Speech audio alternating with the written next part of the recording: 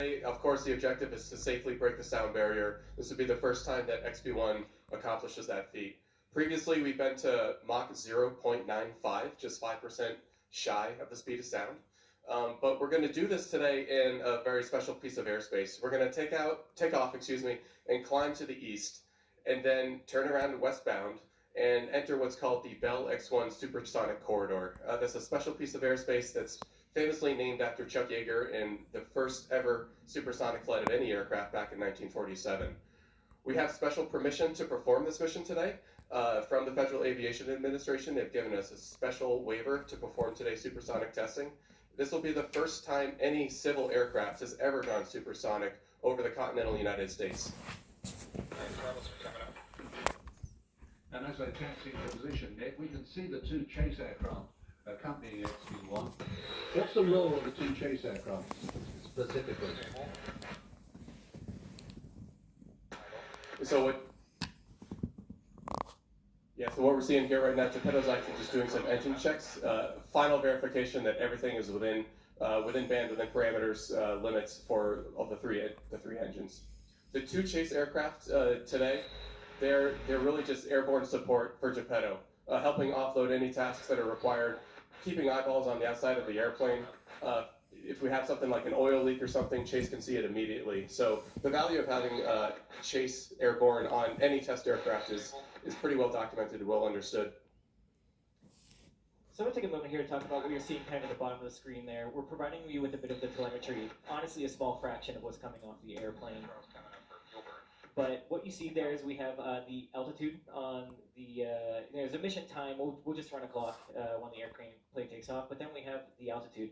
What you're seeing there at 2,700 feet, that is the elevation, above mean sea level that the airfield is at. So XB1 is starting from an altitude today of 2,700 feet.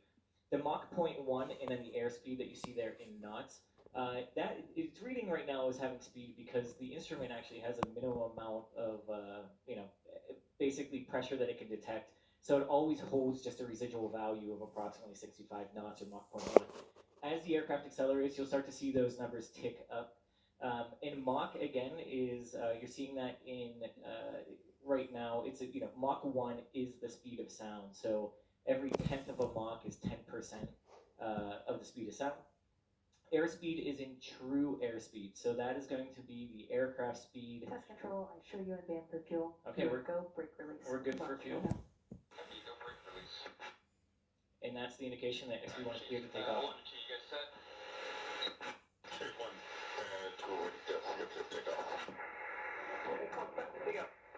So let's take advantage of this and just watch XB1 on her takeoff roll as she leaps into the air for the first supersonic flight of an independently developed civilian supersonic aircraft.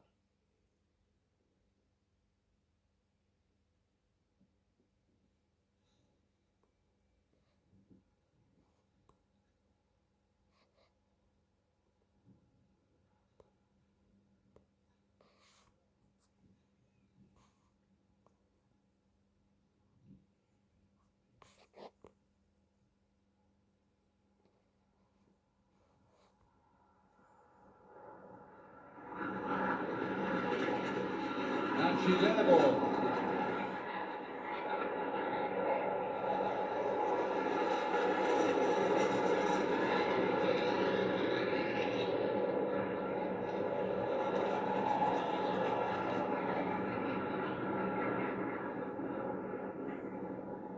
Wow, that was fantastic. Doesn't she look gorgeous? Especially when the gear's up, she looks an absolutely beautiful airplane. And in the pilot's world, we say that if an aircraft looks right, she'll fly right, and XB1 certainly looks right. The psychiatrists, in fact, tell us that an aircraft like XB1 looks great, and we like it because it appeals to both sides of the brain, the left side for its technology and the right side for its stunning good looks. And she's climbing pretty steeply now, Greg. Why is she climbing so steeply as that? Mike, I mean, I've never had the opportunity to be outside and watch it fly. I've always been in the control room, and it is remarkable how quickly it does indeed climb. XB1 is designed to be able to climb effectively with a single engine failed or single engine inoperative and the gear down. The gear provide a substantial amount of drag. That's why we pull them up early, getting off the deck. And we have all 3 engines operating. So we have essentially a tremendous amount of excess power. That clean and dry check that you heard right there, that's the chase plane will do an external inspection of the aircraft. And so they're looking at panels and making sure there's no movement, excess movement or flutter on any panels, no leaks or anything like that. So just an external, again, the benefit of having another individual right there next to the airplane able to inspect it from the outside. So with XB1 in the air, Greg, what can we expect from this initial phase of the mission before we get to the point where we'll go supersonic? The initial phase of the mission here, the first card in our test cards here is takeoff and climb out. The whole function of this is to get to the correct airspace at the right speed and the right altitude to really set us up for entry into the supersonic corridor. So the pilot, Geppetto, and the aircraft, they have experience in the control room as well, all have experience with the aircraft during all altitudes up to 32,000 feet and the speeds that we're going to be experiencing at this point. So primarily, they're just evaluating, is the airplane behaving like we expect it to behave, as we've seen it behave in previous missions, and making sure that everything is aligned with expectations. So, Geppetto will be going through. Also, a number of systems will be coming active, and so he'll be looking to make sure that they're performing appropriately. Cabin pressurization is kicking in to pressurize the cockpit. Make sure temperatures are all good. Test control, we're ready for a flutter comp check when you are. And so, and then things like fuel transfer kicking in, making sure there's a number of devices on the flight control system that augment how the flight controls behave. Those go through schedules that are a function of speed and altitude, so we'll be making sure that they're on schedule. So the control room's looking at that, Geppetto's looking at that. That's flutter, how do you read? And so what you're hearing here is that there's one person primarily can speak to the pilot, and that's the test conductor, Aaron Young. When we run a flutter profile, there is a station in the control Test room. control, I have you in the climb to 34,000 feet. I have card 1 complete. Next up will be card 2, the Mach 1.1 expansion and flutter block. So, and so there's one other station. When you run a flutter profile, you're exciting the aircraft and shaking it. And so they're looking at data in the flutter station. It is only during a flutter profile that is being run that we give the flutter profile the ability to reach out directly to the pilot to tell them to knock it off if they see anything that they don't like. So that's what you just heard there. Saying as Aaron was saying, there's no other point. There's no other real function on this card except to get to 34,000 feet. As you get, we're getting some fantastic shots here. We can see now as XB1 is climbing up through 22,000 feet, Mach 0.79, 79% of the speed of sound, which is around about the cruise speed of a conventional airliner, 477 knots. That's true airspeed, of course. So the figure in the middle is the really key one today, 0.81, 81% of the speed of sound. So Greg, tell us a little bit more about what it actually means to go supersonic. What does breaking the sound barrier, why is it so challenging to an aircraft? Yeah, the sound barrier is a real thing. It's not just some flowery language to describe, this moment of going faster than the speed of sound. As an aircraft flies subsonically, say 30%, 40%, 70% of the speed of sound, the drag characteristics of the resistance of the air that the airplane has to fly through is very predictable. And in the 1940s, as airplanes were kind of getting faster and faster, fighters were going into dives, chasing other aircraft and whatnot, they started to notice this phenomenon where the drag would pick up substantially as they were kind of approaching these higher Mach numbers, 0.8, 0.85, 0.9.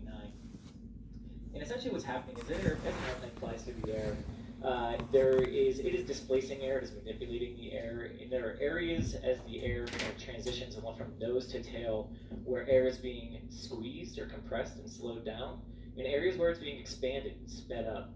And what will happen is that some of those areas where it's being expanded and sped up, even though the airplane's flying lower than the speed of sound, you can have local areas of supersonic airflow.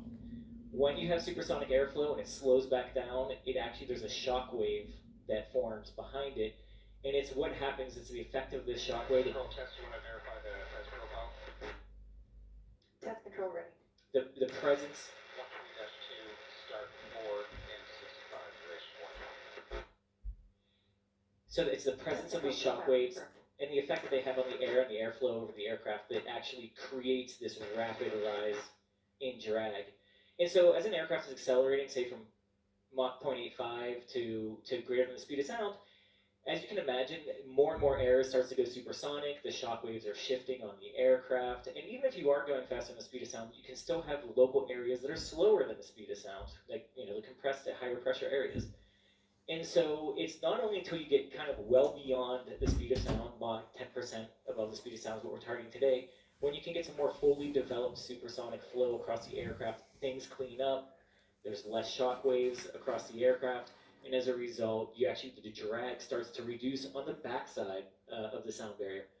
One more thing to mention here, or a couple more things to mention here actually, is that as as you're speeding up, those shock waves are moving across the aircraft. You can see effects. If it goes past a air pressure probe or port, you'll get disturbances in altitude and in airspeed. So do not be surprised if you see some fluctuations in airspeed and altitude as the airplane is going beyond the speed of sound. And then one more thing to mention here is that the engines do not like supersonic airflow. Fundamentally, they're just not really happy with it.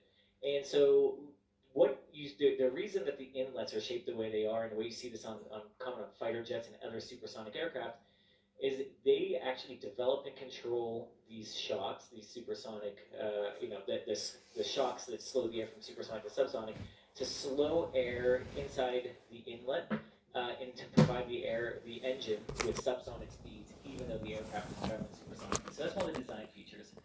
Ways that you make an airplane go, easier break through the sound barrier.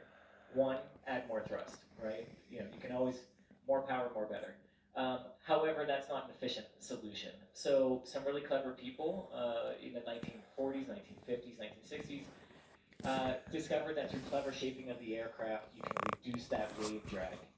And so a lot of that is why XB1 is such a long, slender aircraft with a long fuselage, very gently changing features and contours on the aircraft.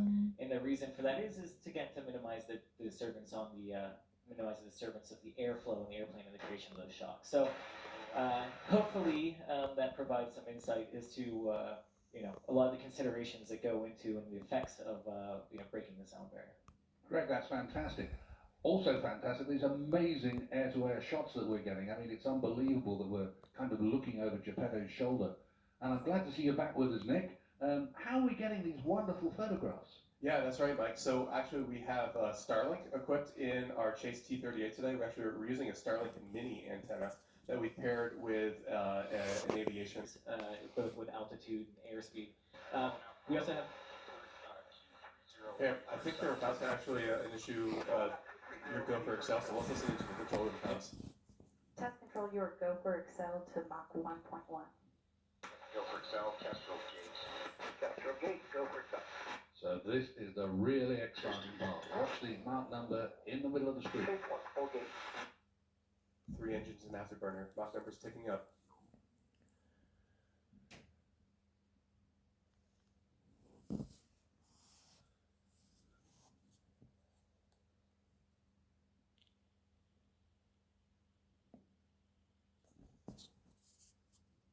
There we are.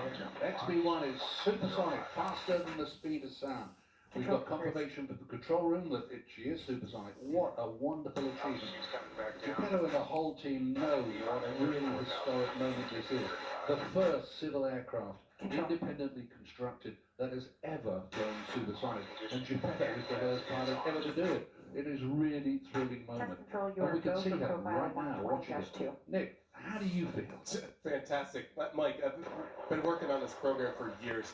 Not just me, so many people have poured years worth of effort into this moment. And to just think that this is the first civil supersonic aircraft in American history, I'm to the moon excited about how well that went. We saw the Mach number lingering there a little bit. It kind of paused at 0.97. We actually expected that. We talked about that in this morning's brief, how sometimes the air data doesn't really know what to do with that onset of the shock wave when it actually hits Mach 1. But then it came back at, we saw 0.04, I think, was the first indication. But here we are at Mach 1.1. Airplane looks great, and they're into testing. Flying supersonically, what's the experience like? Well, from my experience on Concorde, There's absolutely no physical sensation once you're supersonic. There's also no physical sensation of going through the sound barrier. When a plane's traveling at faster than the speed of sound, and today it's up around about 770 miles per hour, you really don't realize it. And yet, today, for instance, XB1 is traveling so quickly that a distance like that between, say, San Diego and Los Angeles could be covered in just a mere 10 minutes. She's actually flying faster than the Earth rotates. She's going so quickly that the sun is going literally backwards in the sky. It's quite an amazing experience. And yet that's the really clever thing that the aviation engineers succeed in doing, to make the experience so that an aircraft can do all of this while the passengers are just sitting in comfort. And even sometimes they have to put indicators in the cabin to make sure that the customers do know that the aircraft is flying supersonically. So Nick, I mean, tell us a little bit more about what's going on at this stage of the testing. Yeah, it looks like we're just kind of flying straight and level, but I can tell you there's a flurry of activity happening in the control room right now. The flutter engineers, we just activated what we call the flutter excitation system, and the loads and dynamics team within the control room are looking at the data about how the aircraft structure, when it's vibrated, how it interacts with the airflow on condition supersonic Mach 1.1. So they're actively monitoring that we call it aeroservo-elasticity, is the dynamic of the aircraft structure. That's what they're focused on. As soon as that flutter test is complete, we're going to enter a phase that we call a flying qualities, handling qualities block. And that's evaluating how XB1 is to fly. The flying qualities portion relates to the hands-off behavior of the aircraft.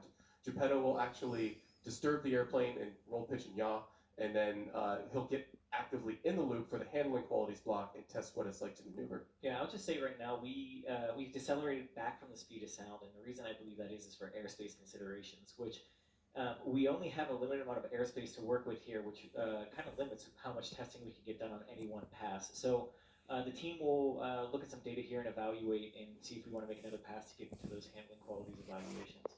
Of course, that's one of the issues, that is a very limited piece of airspace available to us, and the aircraft is traveling so quickly, it's quite normal for it to have an issue with going outside the airspace. Of course, Geppetto is fully aware of that, and so he's monitoring where he is and making real-time decisions about how to control the speed of the aircraft to remain within the airspace. So we're not quite sure yet whether we're going to do another acceleration, but the aircraft has gone supersonic, and she was supersonic for just under 4 minutes.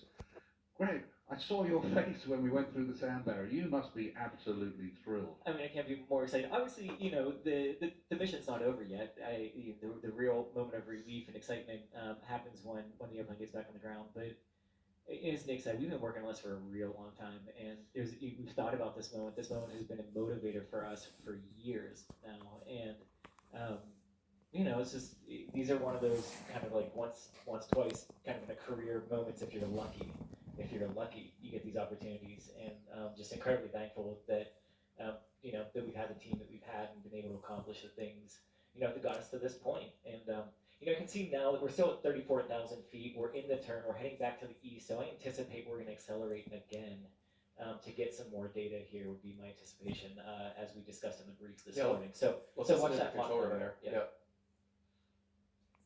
So kind of two for the price of one, really. Two supersonic flights for the price of one. And just to see the team, they're absolutely thrilled, you can see here.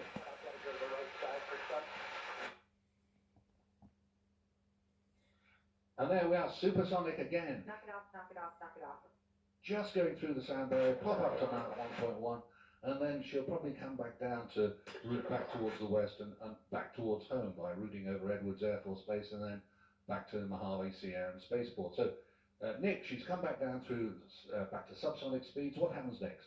Yeah, so this was a contingency that we talked about this morning. If we weren't able to get all of those test points done in one supersonic run, we were planning on doing a second one to try to capture all that data that we would like to capture on condition supersonic. I think that's what they just executed there to get those last test points. This is an indication to me that we are going supersonic again once more on the heading to the southwest. Back into that corridor, so very much along the same line as our first supersonic run. The indication to supersonic, we are now supersonic 3 times on this flight, which is quite unbelievable. And it's great. We have the fuel for it, so we're out there. And again, the objective here is to get the data, and that's what the team's doing. You sure it's not just Geppetto having a great day out there? I mean, I'm sure Geppetto's having a great day out there.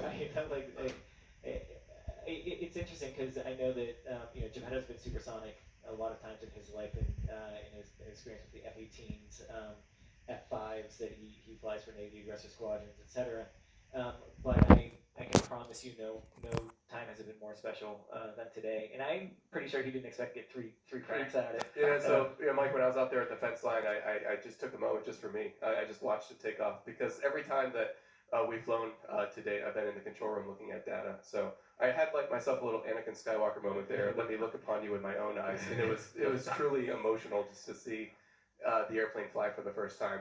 I'm to the moon that it's going well enough that they've elected to do a third run and clean up all the data points. And it looks like they're in the handling qualities evaluations now. There's a little bit of maneuvering going on. You can see this would be indicative sort of a roll step. You want to evaluate the handling qualities evaluations at all three axes, so there'll be a pitch input, and really what this is to see how the aircraft, you put a disturbance in it and how does it settle out, and a lot of the predictions that go into this and the tools that we have. It's a lot about the flying dynamics of the aircraft. If some of you are wondering, like, we're in afterburner, it's like, why is the aircraft, and now you can see we're out of afterburner and start to decel here a little bit. Sorry, I'm off condition already. And so, it may be a question, So, let's wrap it up and head on home. if you're in, okay, so it sounds like we're good, that's it, right there, head home, so we're going to start to decelerate and descend. But you may be wondering, hey, if you're an afterburner, why, how are you holding at Mach 1.1? Control, you're good for descent and recovery. And so